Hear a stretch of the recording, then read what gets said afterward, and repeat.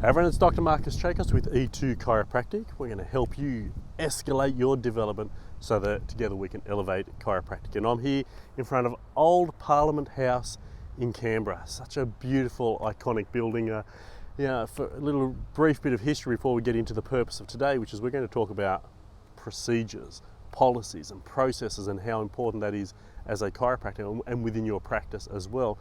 But to give a framework for that, this is where, before the new Parliament House, where the decision making of Australia started to take place, where they created the policies for the country, where they put in place processes for freedom and the ability to have rights, and the whole purpose of politics. So whether or not you agree with politics, I'm not about to make any judgment call on that, particularly in the current climate, but what we know about this beautiful building is some incredible decisions were made there.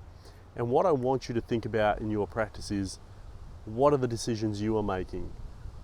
What decisions do you make to make the decisions that you are going to make? And I want you to think about that question. Feel free to pause that and go back, because that is a deep and powerful insight. And ideally, we want to come to a conclusion about policies, about procedures, and about processes.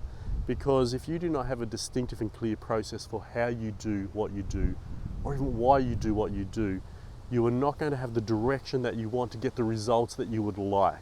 So to put that in a context within my own practice, and again, you can reflect upon this in your growth as a student chiropractor into an established chiropractor, or from the experiences you had when you are in practice, is do you have a clear process for what happens when a new client walks in the door?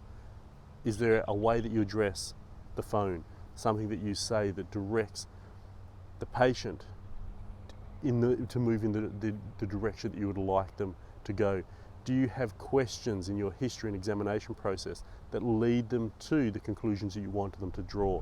Do you have testing that allows them to understand what's happening, why what's happening is happening, and what they can do about it in order to achieve the goals, outcomes, and results that they are looking for?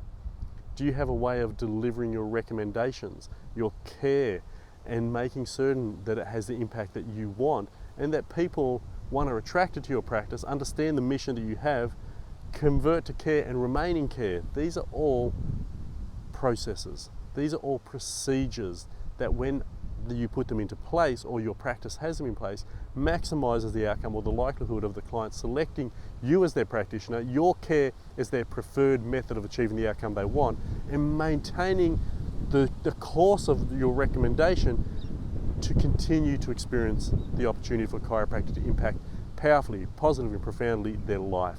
So if you don't have a policy in the practice about serving, about committing your care to the transformation of the client, if you don't have procedures for the support team to follow, and particular practices that allow the patient to go on a specific journey with you, then you are leaving it to chance. And when you leave it to chance, there's a real opportunity for things not to go the way that you would like them to. So think about what you want in advance of delivering your communications, your recommendations.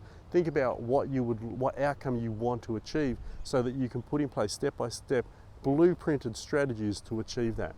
And if you think in this way, when you anticipate the needs of the patient and you anticipate the process is going to fulfill those needs, you have an opportunity to create a much more profound and powerful impact.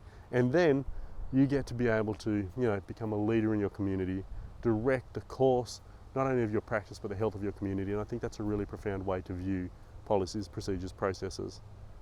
And that is such a profound insight, I think, that we can all implement and take value from in our own practice lives. So hope that helps, and look forward to seeing you on the next video.